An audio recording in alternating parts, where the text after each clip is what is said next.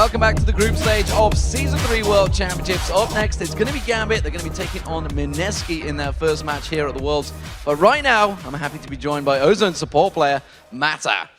So, Mata, first of all, welcome here in North America. I know you guys have enjoyed your trip over to Los Angeles, but there's been a change in the Ozone team since you came over from the Korean qualifiers. It's Looper has stepped in, I believe, for Hom in that top lane. What has started this change?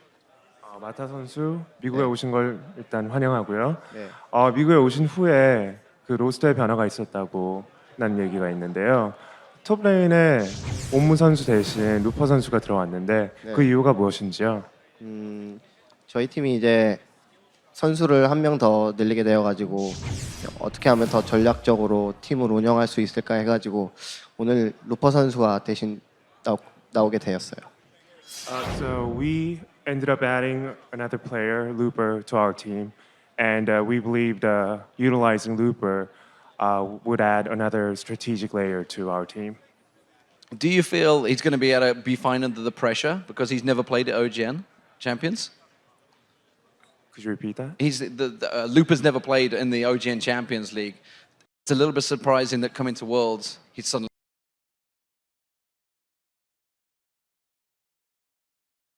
versus South.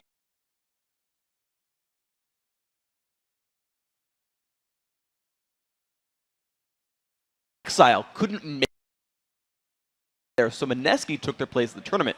And at the SA Regionals, they got sent to the loser bracket by Singapore Sentinels, who were the favorites to win that whole tournament. But Mineski bounced back, clawed through the lower bracket, and then won 2 games straight against SGS and won the champions. So Mineski basically coming out of nowhere, 2-0 at the very end. Suddenly they're here at Worlds, and they've just got to rally that momentum and surprise everybody. Yeah, and it's something that the Singapore Sentinels did last year as well, if you recall correctly, falling in the final. And you know, while most people are a little bit unfamiliar with the members of Mineski coming into this tournament, one player that really stood out during the qualifiers that we were talking about through their entire run was their AD carry EXO. Yeah, EXO's done very, very well. He out-dueled the Southeast Asian All-Star Chawi in that grand final matchup, and he went 28 and 28 in those 2 games. So he's put up some very good performances. And, you know, he plays auto-attack-based carries. He plays guys like Tristana and Ezreal, who actually put out good damage throughout a fight, and that's actually really important as a carry role. So if he can keep putting all-star performances out for his team, then Mineski stands a good shot in this match. Well, and while EXO and Mineski are making their first appearance at a World Championship, their opponents today are seasoned World International competitors. Oh yeah, Gambit's been around for a while, and last year 4 of the 5 of them tied for 3rd at the Season 2 World Championships. These guys have never placed below 4th at a major international lane. These guys do not underperform. And so this, I'm going to say, gives them a bit of an edge coming into this tournament. Yeah, to say the least, Yeah. because, you know, after their 3rd place finish last year at Worlds, there was a lot of expectations for Alexish and his entire team coming into Season 3 of the European LCS. But you have to be very honest, because unfortunately for Gambit and for all of Gambit's fans, they didn't actually live up to the hype that was placed on them. You're right, they had kind of a rough time. So they had a pretty good spring split. They finished 2nd there, but then they kind of slipped up a lot in the summer split. They never held the 1st place spot. They had a very narrow run in the playoffs. They had to take the 3rd and final spot there. And a lot of this was because they lost their support player, Edward. He went over to Curse in North America, and they've made multiple roster changes since then. Right? They had Darker in there for support, swapped him out for Voidle now, and they're just now starting to gel together again. And the postseason started to finally look a little bit better, but they've got to keep that going up. They've got to have a better team coming into Worlds. Now, they boot camped in Kiev. They boot camped in Kiev, and they had a very strong final week of the regular season. They took top 3 in the postseason there at Gamescom, so they are improving, but they've got to make a big push here in the postseason. Yeah, one of the things that really stepped out is they did continue that very good play over in the playoffs, and they have continued that boot camp. And we haven't seen how well they've been doing since then. And you know, one of the major improvements that came out of this specific boot camp was the incredible play of their duo lane of Genja and Voidle. And the reason I really highlight that is because they stepped up their performance on the Rift during the last couple of weeks. the early stages of the summer split, Genja Yeah. plus Darker, Genja plus Voidle, was not quite as scary as it was during the playoffs. Yeah, so like we touched on before, coming into the summer split, Gambit had to replace Edward. Right, Darker field, they put in Voidle, and communication issues were really the big struggle. We talked to a lot of the people about duo lanes, and they say it's about synergy, it's about being on the same page, and adding a new player can be rough. So yeah, it took them some time to get up to speed. That boot camp seemed to have gelled that synergy there. The duo lane and the bottom lane is getting a lot better.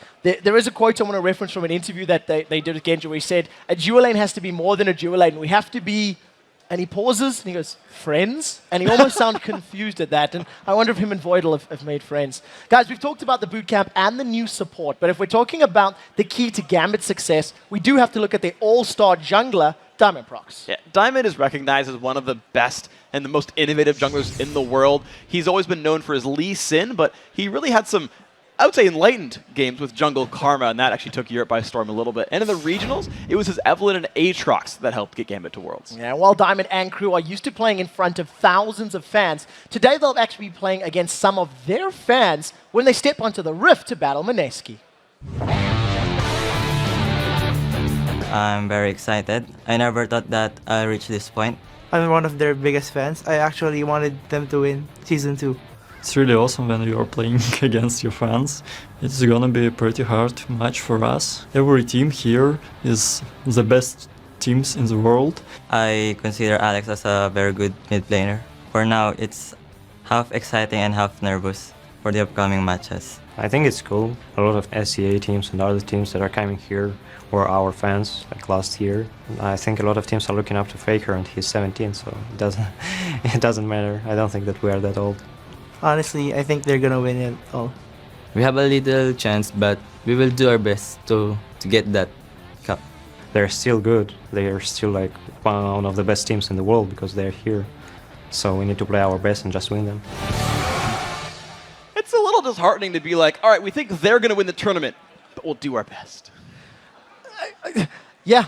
Guys, let's take a look at those starting lineups. In the blue corner, of course, it is Gambit Gaming. Up in the top lane, it will be Darien. In the jungle, it's Diamondprox. In the mid lane, Alexish with Genja and Voidle as your AD carry and support. And on the red side, it is the underdogs of Mineski. Snoy in the top lane, Kaigu in jungle, Yume in mid, EXO is the AD carry, and TG on support. Well, I'm definitely looking forward to seeing how this picks and bans phase goes forward, because there's things that we've theorized backstage that Mineski may decide to pull out some unorthodox things during the picks and bans, just because they do play another region. And as an underdog, if you pull out those surprise picks, the surprise champions, it can catch your opponents off guard and help you pick up victories. And we've seen this happen.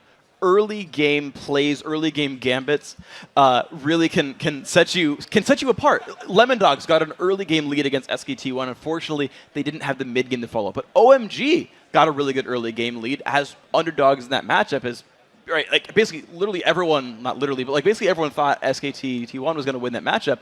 But if you get an early lead and hold it, that's actually super, super massive for your team, and it lets you push forward, and it lets you get that victory. It lets you snowball the item lead and just crush. So you've got to start out strong. The thing for Mineski is to make that a substantial lead. Yes. Because Gambit is a team that is incredibly well-traveled. They have played from behind many, many times. One of my favorite victories that they've been able to pull out was at Intel Extremos' Kiev, where they lost to, I think it was the CJ Entersis, if I recall correctly, and got dropped to the lower bracket, came from the lower bracket up to win 2 series and actually win the entire tournament after getting knocked down. And there's a famous sort of way that Gambit plays in many of these tournaments. They lose early in the group stages, and then ramp up and peak at the right time. So we'll have to see if that trend continues here. All right, well, coming in when these guys are cold is going to be the best chance then for Mineski here. Picks and bans coming through. Jarvan and Shen, I mean, these are the standard things. And what I actually want to look at is what happens with the AD carry picks and bans, because they're vastly different players. Genja's full utility, Ashe, Varus, Misfortune, Champions who can press R and contribute to a team fight. Whereas it's like the Ezreal, the Tristana, the auto attackers here for EXO, and those bans will only be one-sided. I'm really happy you do highlight that, because Genja as an AD carry does tend to rely more so on his abilities than most of the AD carries at the top of the scene. However, during the playoffs, he really stepped his game up and he became a threat to be reckoned with. The bans are all in. Lee Sin and Thresh taken away there from Mineski. They have targeted 2 of them at Alex, the Zed, and the Orianna, but it does leave Ari up and available. Yeah, so there's Sona, and with Thresh being banned away as well, this actually limits a lot of the support options left for Mineski, actually. Those are 2 of their most popular champions that they ran throughout their qualifier run. So suddenly, some of their options are going to be dropped away. But it's interesting kind of when you look at the bans here for Gambit, they've banned away champions that they like to play. Thresh is Voidle's most played support. Lee Sin is what Diamond's known for. Jarvan, another champion he plays a lot, but they're basically not respecting Mineski's champion pool, saying your pool's smaller, we've still got more to get back on, even if we ban our own stuff. Be interesting to see where Gambit decides to throw either the likes of Evelynn or Aatrox. Aatrox, a champion that we've seen in Darien's hands, we've seen in Diamondprox's hands, and of course Eve. I mean, if you think back to the All-Star game, he was dominant on that jungle Evelynn, and it's something that Gambit like to trend towards. So we'll have to see what they decide to go with in these next couple of picks. The one thing you have to think about when you play jungle Eve is, do your lanes have crowd control or your ganks are useless? Now, thankfully, Renekton is still here, as is Aatrox still here for the top laner Darien, so that he can actually follow up on Evelynn ganks to force kills. So that is one thing you're gonna have to consider when that champion comes through. But on the other side for Mineski, the Fiddlesticks coming through, we've got to assume as a support, the jungle Nocturne as well. And the thing is, they're basically looking for more engage off of this. The Diana comes through, the Nocturne follows up, the Fiddlesticks follows up. They're all going to want to try to go in there, wombo, and force a lot of aggression on the Gambit team. That's how they're going to look for their win. 7 for 7 on Corki right now. We talked about how Genja likes to rely on his abilities. He likes to cast spells while dealing damage. There is no better AD carry that fulfills that sort of role than a Corki. Exactly. So he will be more of a... It's more like towards the Misfortune side than the Ash Vera side, where his goal is to deal damage in the team fights, but this still does fit his playstyle. Diamond is a player who basically never buys attack speed.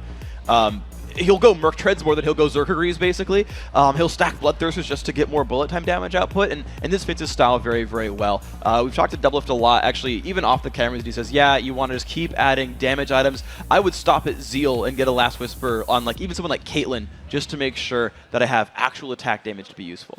Well, we'll see how Genja decides to itemize in this particular matchup. Mineski have followed up their next 2 picks with a Diana and Ezreal. So this little combo of Fiddle, Nocturne, Diana, there's a lot of sort of dive-in potential that's coming up. Yeah. And that's going to be Diana versus Ari in that mid lane. That's a matchup that we don't see all too often, but is sort of there. It's on the fringe cases. Yeah, it's interesting because both laners have really good push potential and both have pretty good kill potential. They're both able to dash in there, start a battle, crowd control their opponent. If you get follow-up from your jungle, that's a very likely kill to come through. So it's going to be how well do these guys actually play the matchup.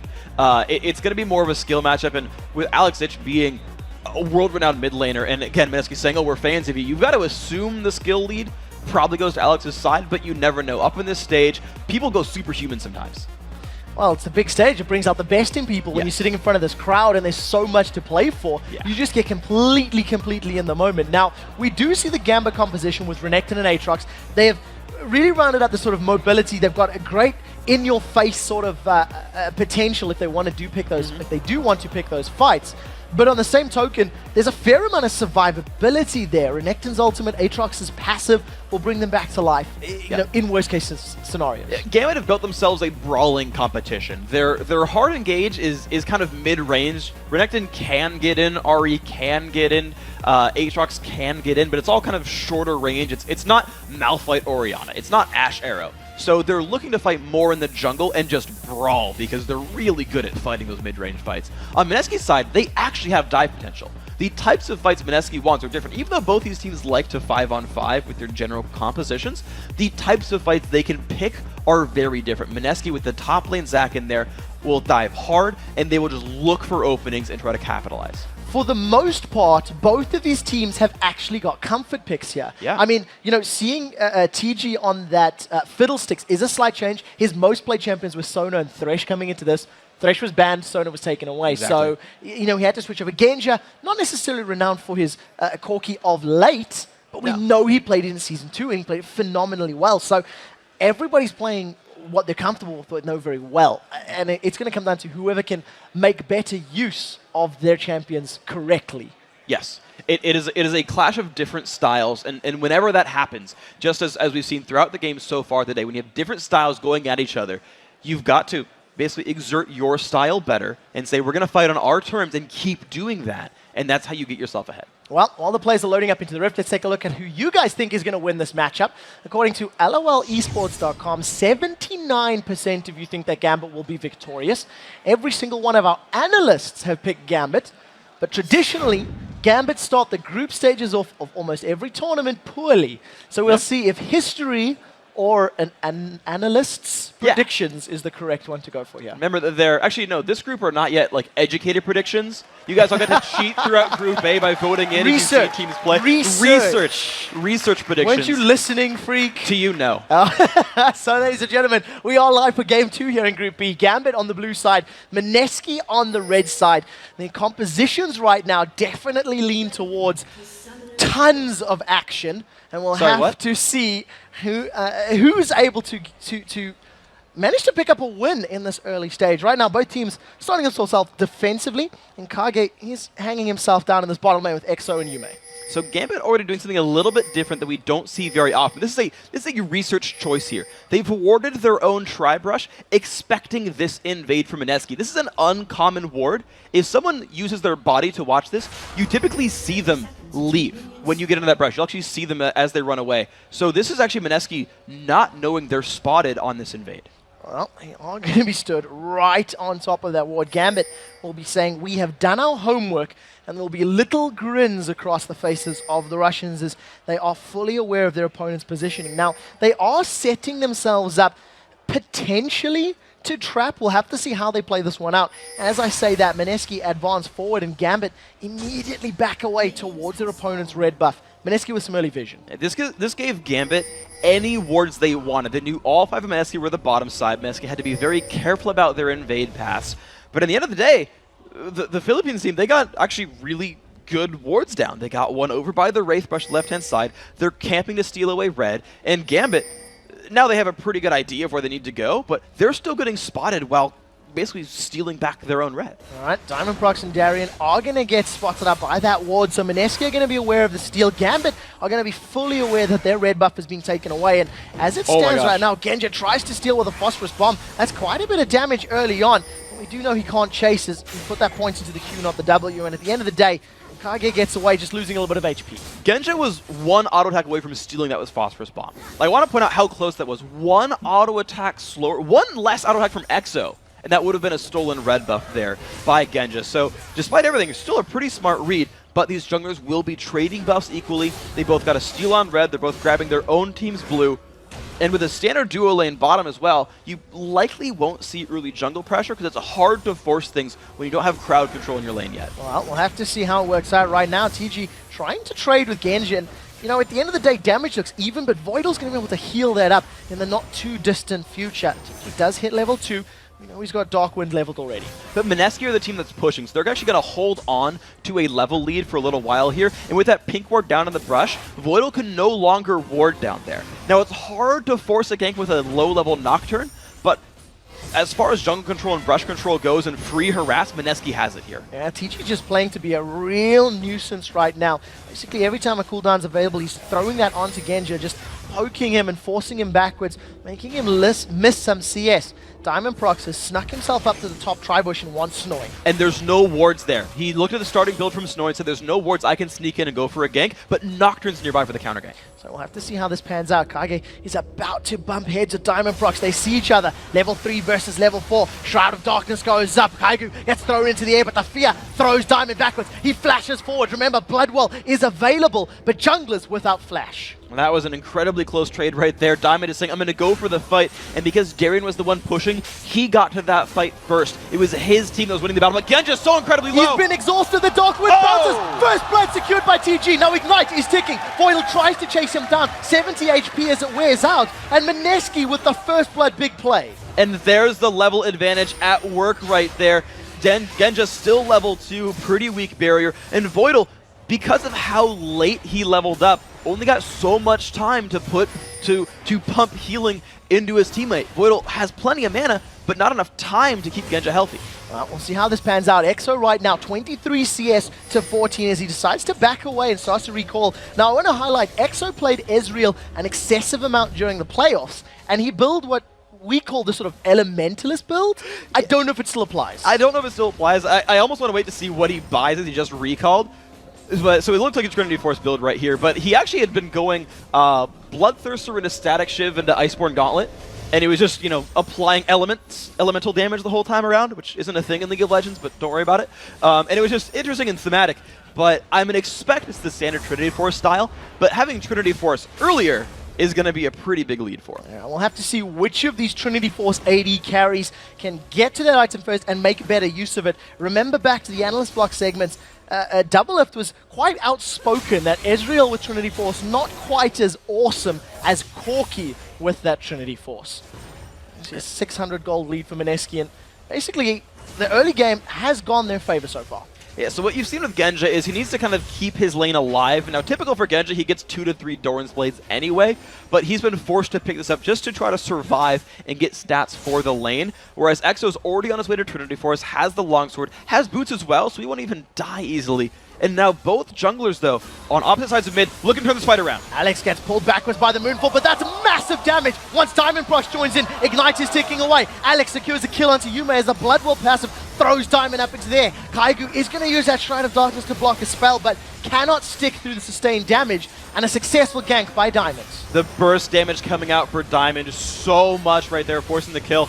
The bottom lane, honestly, for Mineski at this point, won't be able to win anymore, I don't think, just because there's enough sustain coming out from Voidle. He's already got 2 points in his heal right there, and Genja's not going to fall over anymore. But the mid lane is now what's important. So the bottom lane is frozen and whatever. They're just going to farm for a while, and their mechanics will determine minion farm scores. But Alexich now being a kill up and 13 minions up on Yume means he will bully that Diana out of lane, have more pressure roaming, and Alex will have a field day on this map. Well, we'll have to see how efficient he can make that happen. Currently 13 CS ahead. He does have a level advantage for the time being, but I can't imagine Yume is very far away from hitting level 6 himself. And what we do see is that top lane heavily pushed in favor of Darien right now. He does have a pink ward in his back pocket, but he's decided not to use it. Now, you may be right about that. The Diana right now going for the race, and that might just be enough experience to get 6. If not, he'll get it on the next wave. But if he doesn't here, there's still an ability advantage. Okay, he does just barely hit 6, but even still, I don't think you can force Alexich out of lane. Even though Alex hasn't picked up any more durability, just the 2 Doran's rings on each side, there's just not enough damage out here unless Nocturne forces his way in. Well, Nocturne does actually have his Paranoia available, so that's a pretty easy way in if you're looking for an opening. But the question is whether or not that's going to be enough to stick to Alexich's Uri. He's got 3 charges on the Spirit Russian, a Fiendish Codex to boot, so some CDR to make it even more available, more often, moreness with that item. Yes, exactly. So it's just going to be Alex, again, running around at the map. He has enough ability power now that by the time he hits level 9, he will one-shot caster minions with Orb of Deception. Even now, they'll only take about 1 auto attack to make sure he clears the wave. So Alex will keep Yume at his turret, and basically, Diana has to ask permission to leave his lane. What we've seen from both of these teams thus far, with the exception of the 2v2 in the bottom lane, is that Diamondprox and Kaigu have sort of, Kage rather, have moved to the same positions relatively similarly. You can see now once again, Diamondprox and Kaigu in the same area of the map. TG is going to throw down the Fear into Voidle. Ignite now is stuck onto Fiddlesticks. He's back with about 450 HP. And you can see that Kaigu is just going to backward clean. They seem to be ganking in similar parts. The Gambit has ward control. Diamond is not spotted coming in. True Shot Barrage goes down. There comes the Paranoia. We're going to see Nocturne fly forward. He throws himself onto Diamondprox. Now the Blades of Torment actually misses. There's no Bloodwell available. Mineski secure the 2nd kill of the game. Genja falls so low, and the exhaust mitigates any kill potential. The just amount of crowd control that comes out of Fiddlesticks with his abilities. He has not got a point in Drain. It's 2 in the Silence, 3 in the Terrify. Used Exhaust as well. That's so good at locking up targets. And Diamond, look at his build.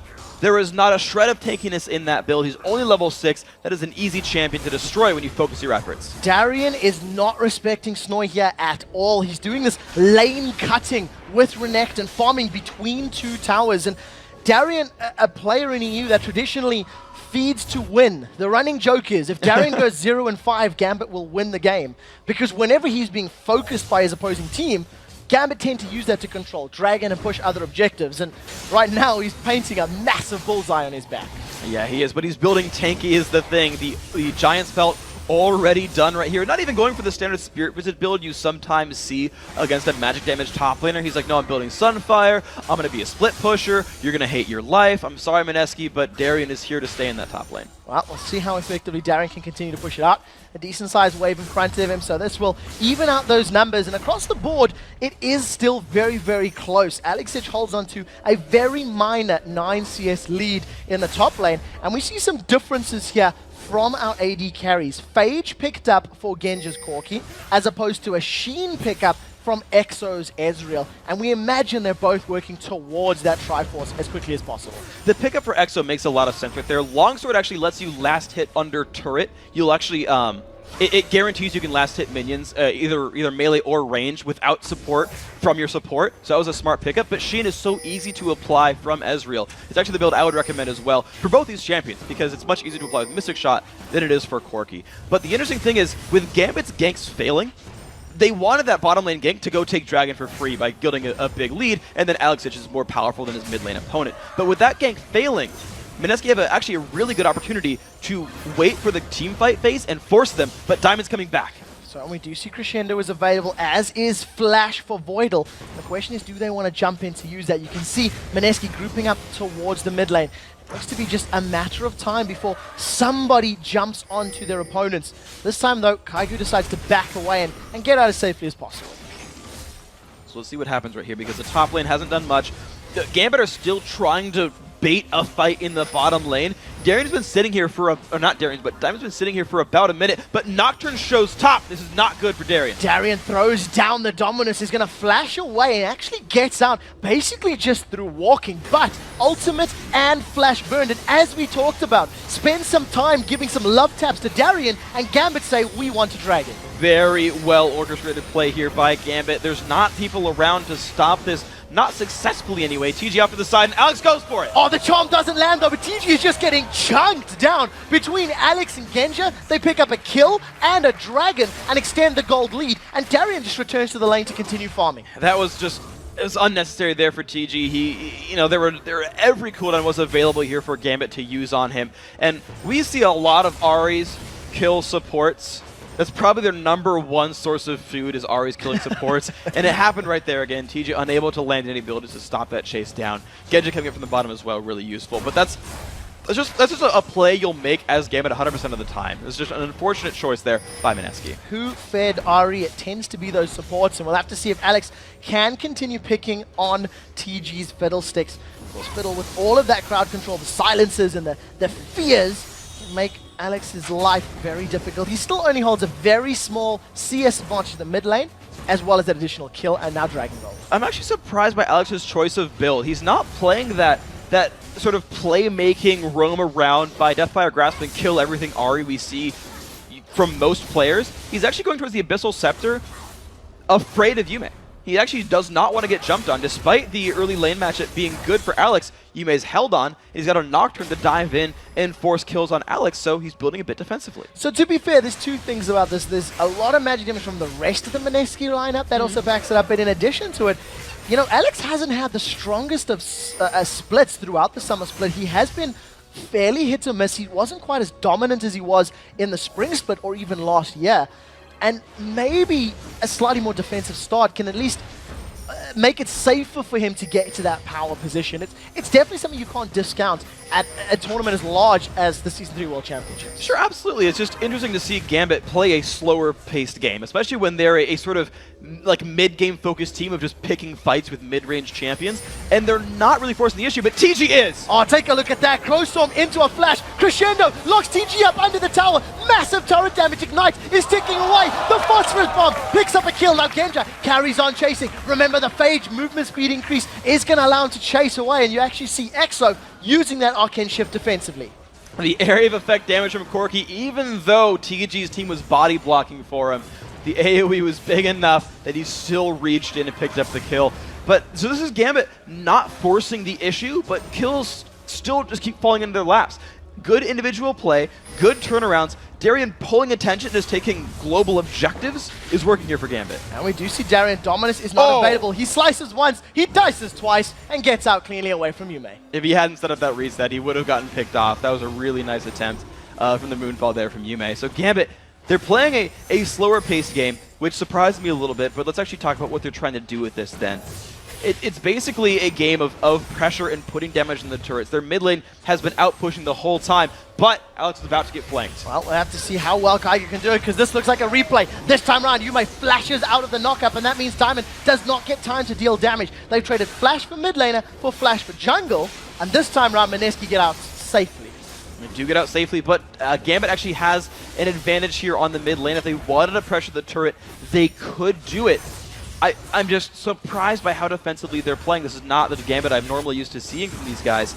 So it is them building slow, aggravatingly, just piece by piece minion leads across their various lanes, and they're just waiting for some kind of openings to happen. They're grabbing dragons on respawn, and that's good at building them a lead. They're hoping to find some turret pressure, but Diamond is not finding any ganks. Well, talking about the dragon, Mineski are going to be well aware of the dragon timer, and they should be able to at least set up vision and potentially challenge for the very next dragon that spawns. But we are a couple minutes away from that. As it stands right now, Sunfire Cape completed for Snoy Zac up in the top lane. Sunfire Cape being worked towards by Darien up there in the top lane, and nothing really major being completed across the board. Yume, in fact, getting to that Abyssal Scepter before his counterparts, Alex Ich. Yeah, well, he did sidestep part of the build and not get a Fiendish Codex as part of that one. So I understand the fact that it's a little bit slow here. But it's actually interesting to point out is that Darien is actually still stacking armor. We actually just mentioned how match damage heavy the Mineski lineup is, but Darien just wants to go into the back line, fully whipped crescendo. That hit nobody. This could be rough. Here comes TG, Crowstorms forward, a Valkyrie away from Genja. Even though the fear lands, it was after the Valkyrie. TG just gets shut down by the burst damage of Gambit. And a great, dare you call it, counter gank. And now Alex is looking to make a play, but Kaigu's nearby. A great arcane shift. Alex continues chasing, is not going to be able to burst through the barrier. Ignite is ticking, 110 damage, and if that missile barrage had landed, it would have been enough to pick up a kill, but Alex gets away cleanly. It's not over yet, as now Yume wants to get a taste. Dragon is up in 55 seconds, and this is a repeat of the previous bottom lane fight, which Gambit were hoping would secure them a safe dragon. Yeah, exactly. It was basically Genja's reflexes being good enough to Valkyrie away from Crowstorm before the fear got applied by TG. And just like last time, unfortunately Fiddlesticks overextended by doing that and got punished for it. But now 30 seconds left to go till Dragon means that really both these teams can choose to reset for it. Darien, yeah, he's going to survive this one. Yeah, Darien's not going to be able to win a fight against Snoy plus a turret, but they were trading fairly evenly. Darien actually used his dominus there, basically just for harass and to keep pushing the wave. It's a farm lane again. You know, both of these top laners just trying to get as tanky as possible and ideally getting to a point where they can wreck the backline of their opposing team. Yeah. Well, so for what it's worth, Zac does better with no items than Renekton does with no items. Renekton needs to get big to be useful. Zac can theoretically be level 6 and at least do something in a team fight. So compared to that, it's a little bit better for Gambit that this is a farm lane. But Snoy's going to get to the point where he's really going to ruin Genja's day. He's building for a Magic Pen build on top of the Sunfire Cape. I expect to see a Haunting Guise come next. And remember that Yume is also diving the back line and built Abyssal Scepter. Genja will not have magic resist in these team fights and will very easily be killed by Diana Zac. Oh, Genja with his Trinity Force completed is just shredding through Exo's HP bar. You see a critical hit there as he was forcing him back, and Exo simply cannot win trades against a completed Triforce. However, he's just completed his own, so we'll be seeing some slightly more fair trades. 3-level difference between Darien and Kaigu, and Darien decides to back out. He realizes he's outnumbered. But knowing the number of members of Mineski up in the top lane, it does allow Gambit to start off this dragon. It doesn't look like Philippines Mineski will want to challenge this. Just like clockwork, Gambit managed to pressure the bottom lane away and then show up to take the dragon down. This is another one uncontested because Mineski aren't really able to contest them. This is the gold lead that Gambit are building. They might get a catch here. Yeah, it's not over yet. We do see Crowstorm goes down. They're trying to focus Genja and Voidle. Genja once again gets out cleanly. The Crowstorm has done nothing to him. Alex secures the first kill of the fight. Is now Diamondprox's Bloodwell passive does get popped. They've shut down Ezreal in the background and now turned their attention over to Yume. Diana is now out as we see Snoy gets charmed up. That was a great charm by Alex Ich. The Bloblets pop up and the question is, who scrambles to squash them? Alex goes 3-0-3 killing spree, 4 for 0. They get Dragon, and they're going to take blue buff. This is complete control from them, as we do see a dive forward from Kaigu. The fear proc throws Genja backwards. He may not be able to get away. That is a shutdown for Kaigu. He smites a minion on the way out, and it's just a matter of time before Gambit pick this one up. Darien says, do want Charm lands, knock up, and Russian Overlord secure their 9th kill of the game. And Gambit going for a roaming death squad basically after the dragon pickup, making sure no scraps were left there. And that's now finally a real lead here for the Gambit squad. They've taken their time with these fights. Let's watch the battle come in. TG's going to try again for a Crow Storm, but he's coming in at half HP. It's a very easy pickup there. The Crescendo making life difficult. Alex really just super easy to pick that fight up, but now it's the fight in the back line. Look, Alex finally did go Deathfire Grasp, and he just can get rid of that back line. Diamond was actually the focus of the Mineski lineup, and all they did was pop his Bloodwell. The backline assassination was never found by Mineski. You saw the Let's Bounce used at the end of the fight. Mineski, despite wanting to engage, aren't even engaging properly. And you've seen there, TG throws himself in with the Crow Storm and didn't follow the CC up. It had already been used. The fear as well as that silence. Right now, Darren's got that Hex Drinker completed, so he's going to be able to survive some of that magical damage that's coming down from his opponents. We see a Hex Drinker as well as that Bilgewater Cutlass completed by Diamondprox as well. And Gambit's playstyle right now is in some ways reminiscent to that of the Chinese teams, going for that roaming death squad. You can see Darien once again, very, very extended, does get feared sideways. Knockup comes up from Snoy, but doesn't manage to land. Slices once, dices twice. Darien's done this before, it's not over yet. Flash is available, he should be able to flash away, but here comes Alex. They've taunted up Yume, he's going to Spirit Rush forward. Ignite is ticking, that should be enough to pick it up. That is a rampage now for Alex. There's no more procs on the Spirit Rush, but the Charm does land. Kaigu actually spell shielded up. It's not going to be enough to save him, and now Diamondprox with an Ignite on is trying to get away. Blades of Torment lands, he gets a massive lifesteal. Saves his life for a couple of seconds as now Snoy flashes over the wall. Darien with the flash still in hand is going to pick up the kill in the background. Kill credit lands with Kaigu. It's not over yet as now TG does throw in the Crow Storm. Genja gets out of range, picks up a double kill, and son, you are not going down to the birds as Genja just blows him up.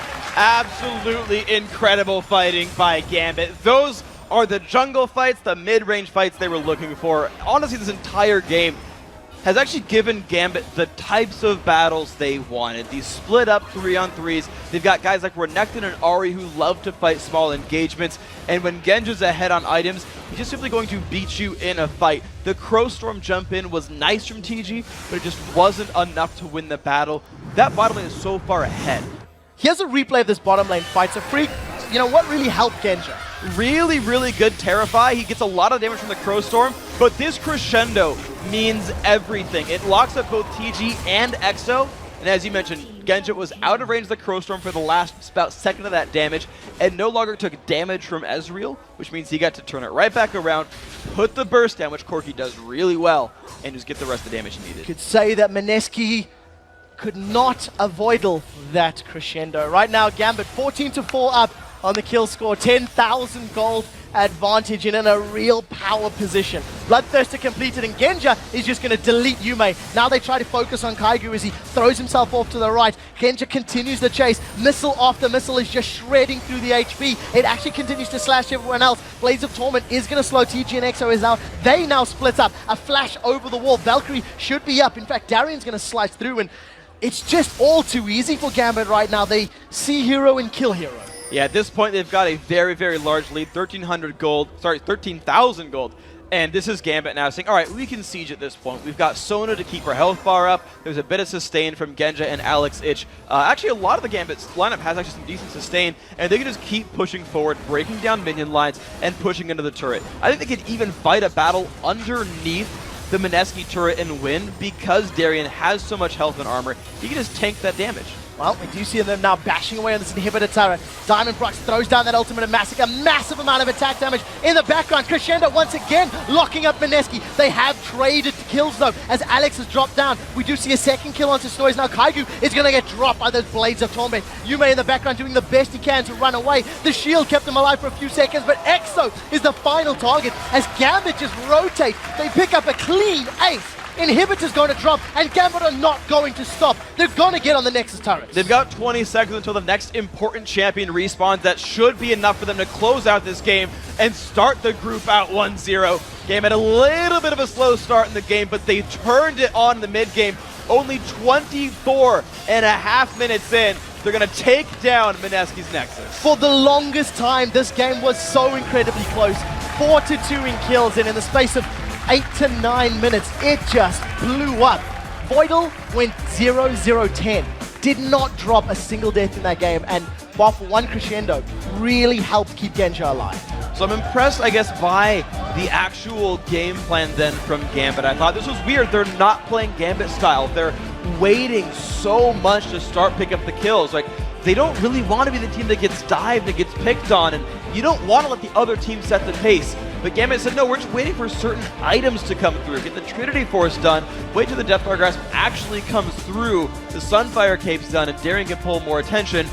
Then we'll turn it on and just crush you. Well, Mineski, they had a couple of moments there of brilliance. They got the very first blood in a straight-up 2v2 against Genja and Voidle. You've seen that Kaigu was roaming the map, and you know, for the first opening couple of minutes, was actually reading Diamondprox relatively well. They were always in the same area at the same time, but they just couldn't turn it on when they really needed to. And now, the composition here for Mineski was engage. It's start fights. Diana, Nocturne, Zac. Those are the engagers. Those are the initiators. It's up to Ezreal and Fiddlesticks to follow up on that engage because you've blown all your crowd control on the Zac or the Nocturne to try to get them off you. And then Crowstorm shows up from behind, yells caw, caw, caw, and everyone falls over. Unfortunately for Mineski, they never got that plan rolling. The let's engage on our terms and start a team fight. That never happened. Gambit set the pace, started the Dragons, and then whenever Mineski tried to stop them at the Dragons, Alex ran up to the side and found someone and killed him, right? The preying on supports. That actually removed part of the teamfight comp for Mineski. They removed crucial parts of the 5v5 to not get follow-up damage. Well, I hope they have learned a lot from this matchup because they do have 7 more group games to play. Guys, we do need to take a very quick break. But when we return, we'll be talking to Gambit's manager, Konstantin Pikina, about his team's dominating performance. Then, the Korean powerhouse Ozone and their mid laner Dade take on ManCloud and North America's Vulcan. The League of Legends Season 3 World Championship. We'll be right back.